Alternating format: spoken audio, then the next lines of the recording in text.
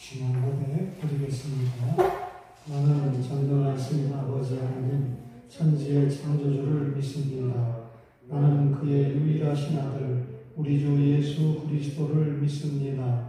그는 성령으로 잉태되어 동정녀 마리아에게서 나시고 본디오 빌라도에게 고난을 받아 십자가에 못 박혀 죽으시고 장사된 지 사흘 만에 죽은 자 가운데서 다시 살아나셨으며 하늘에 오르시어 전능하신 아버지 하나님 우편에 앉아 계시다가 거기로부터 살아있는 자와 죽은 자를 심판하러 오십니다. 나는 성령을 믿으며 거룩한 공교회와 성도의 교제와 죄를 용서받는 것과 몸의 부활과 영생을 믿습니다. 아멘. 212장 찬송 부르겠습니다. 212장입니다.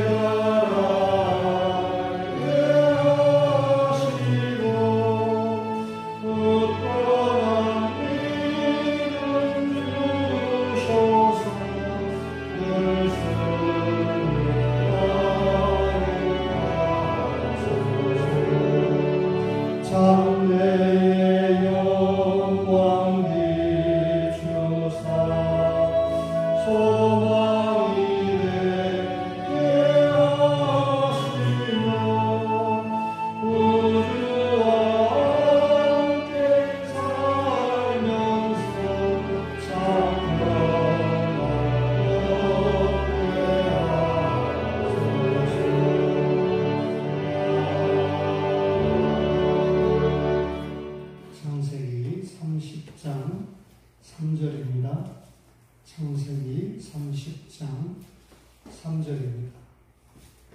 라헬이 이르되 내 여종 빌하에게로 들어가라. 그가 아들을 낳아 내 무릎에 두리니 그러면 나도 그로 말미암아 자식을 얻겠노라 하고 9절에 보니까 레아가 자기의 출산이 멈춤을 보고 그의 시녀 실바를 데려다가 야곱에게 주어 아내로 삼게 하였더니 그랬습니다. 3절에 보면 여종이라고 했고 9절에 보면 시녀다 그렇게 표현을 했는데, 사실 이 성경이 기록될 당시에 노예 제도가 성행을 했죠. 노예를 두는 이유는 노동력을 확보하고 군사력을 위해서 이 노예를 두고 노예 제도를 두었는데, 이 히브리 사람들도 이 노예 제도를 가지고 있었습니다. 특별히 이 노예는 전쟁을 통해서 승리를 할 경우에 또 노예를 확보하고, 또 히브리 사람들이 어떤 경우는 매매를 통해서 노예를 확보하기도 했습니다. 또 다른 사람에게 빚을 져서 갚지 못했을 때 노예로 팔려가게 하는 경우도 있었습니다.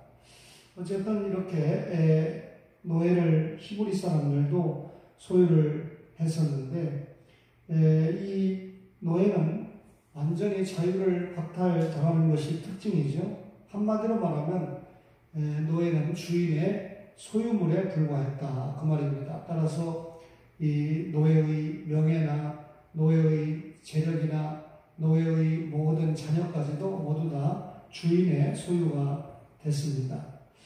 근데 출애굽기 21장 1절 이하에 보면 이 희년이 되면 노예도 해방을 시키지 않습니까? 원칙적으로 6년 봉사한 후에 안식년에는 해방을 시키는 것이 원칙인데 어쨌든 희년에는 노예를 완전히 해방을 시켰습니다. 출애굽기 20장 10절을 보면 노예들에게 종교 활동도 보장을 했습니다. 이 십계명에도 보면 출애굽기 20장 10절이나 23장 10절을 한번 볼까요? 이 노예에게 이런 특전이 주어졌다라고 하는 것은 대단한 일인데 출애굽기 20장 10절입니다. 일곱째 날은 내 하나님 여호와의 안식일인즉 너나 내 아들이나 내 딸이나 내 남종이나 내 여종이나 내 가축이나 내 문 안에 머무는 객이라도 아무 일도 하지 말라 그랬습니다. 거기 보면 종까지도 포함을 해서 안식일을 지킬 수 있도록 하라 그랬죠. 23장 출애굽기 23장 12절을 보시면 너는 엿새 동안에 내 일을 하고 일곱째 날에는 쉬라. 내 소와 나귀가 쉴 것이며 내 여종의 자식과 나그네가 숨을 돌리리라 그랬습니다. 종들도 철저하게 안식일을 지킬 수 있도록 해준 것을 보면 시브리 사람들이 노예에게도 종교활동을 보장했다라고 하는 것을 알 수가 있고 계속해서 출애굽기 21장에 보면 종에 대한 법을 두고 종의 생명도 귀중하다라고 해서 생명의 존엄성을 인정해 주었습니다. 특별히 종 가운데 여자 노예가 있지 않습니까? 그런데 여자 노예도 일을 하기 때문에 이 노동력과 재산의 가치로 보았습니다. 특별히 이 여자 노예의 경우에 자녀를 양육하거나 교육을 책임지는 일에도 동원이 됐는데 창세기 24장 59절을 한번 보실까요? 창세기 24장 59절에 보면 그들이 그 누이 리브가와 그의 유모와 아브라함의 종과 그 동행자들을 보내며 그랬는데 리브가를 보낼 때 그의 유모까지 딸려서 보냈다. 그러면 리브가를 이 수종들 위해서 종을 보냈다는 말인데 그가 유모의 역할을 했다라고 하는 것은 여자 종들이 이 자녀를 양육하고 또 교육을 책임지는 일에도 감당을 했다는 것을 알 수가 있고 특별히 이 여자 노예는 남자 주인의 처첩으로 선택이 되는 경우가 종종 있었습니다. 오늘 우리가 3절과 9절을 읽었는데 이렇게 되는 경우에 지위가 향상되는 경우가 있고 또 이 주인의 선택을 받았다는 이유 때문에 특혜를 누려서 어떤 경우에는 노예가 해방이 되는 그런 경우도 있었습니다. 어쨌든 이 노예는 주인의 가정에 유익을 주었기 때문에 주인이 싫어하지 않는 한 추방당하는 일이 없었습니다. 반대로 주인에게 미움을 당하면 추방을 당하는 경우가 있었는데 창세기 16장 6절에 하갈의 경우가 결국 주인의 집에서 추방을 당하지 않습니까? 자손이 귀한 경우에 그러니까 자녀가 본처를 통해서 얻는 경우에 여종을 통해서 자식을 얻는 경우가 종종 있었는데 오늘 읽어드린 본문의 말씀에 라헬이 이르되 내 여종 빌하에게로 들어가라 이 말은 이 야곱에게 동침을 권한 것 아니겠습니까? 결국 이렇게 노예가 종이 이 주인과 자식을 낳았을 경우에 그 자식은 본초의 자식으로 입적이 되는 것이죠. 이런 때였습니다. 어쨌든 그렇다면 여자 종은 대리모의 역할을 감당하는 것 외에는 별 의미가 없었죠. 라헬에게는 비라라고 하는 여종이 있었고 레아에게는 실바라고 하는 여종이 있었는데 이들이 결국 자기들의 이기적인 목적을 충족시키기 위해서 결국 이 자기 남편에게 여종들을 들여보내서 각각 둘씩 자녀를 낳게 했는데 이것은 결국 하나님 앞에 범죄 행위였죠. 결국 이 여성들을 노예들을 이 자기네들의 욕구 충족에 도구로 삼았을 뿐입니다. 이렇게 노예 제도가 히브리 민족에도 있었는데 이 사도 바울이 로마서를 기록할 당시에 이 로마의 인구가 약 100만 명 정도가 됐는데 그 100만 명 가운데 약 30% 정도가 노예였다라고 하는 통계를 보고 있습니다. 그 당시 인구 100만이 대단한데요.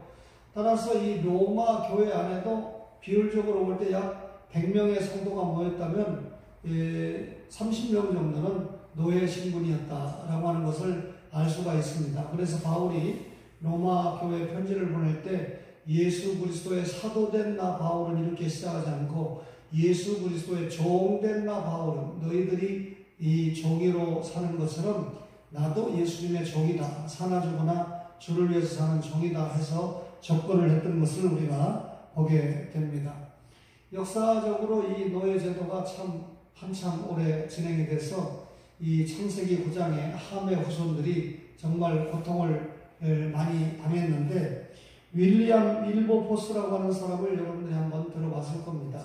이 영국의 양심이다라고 하는 사람이 윌리엄 윌버포스라고 하는 사람인데 그 당시에 그가 살았을 때 노예 무역을 통해서 국가의 어떤 그 재정을 3분의 1이나 채우는 그런 정도의 시대였으니까 노예 숫자가 얼마나 많았겠어요. 그리고 노예들이 한번 그 무역을 위해서 배를 타면 약 4분의 1은 풍랑을 만나서 죽기도 하고 노를 젓다가 힘들어서 죽기도 하고 또 이 매를 맞아서 죽기도 하고 하는 그런 이 4분의 1 정도가 죽었다라고 하는 통계가 있습니다. 그런데 이 윌버포스라고 하는 사람이 1780년에 21살의 나이에 하원위원이 됐습니다. 그리고 1787년에 위원이 된 7년 뒤에 이 노예를 해방시켜야 된다는 노예 폐지에 첫 법안을 올리게 되었는데 이 젊은 이 위원이 기독신자 위원이 이런 법안을 올렸을 때 농장을 가지고 있던 주인들이 승낙하겠습니까? 고용주들이 승낙하겠습니까? 왕족이나 귀족들은 노예가 있어서 얼마나 편합니까? 그러니까 승낙을 하지 않았겠죠.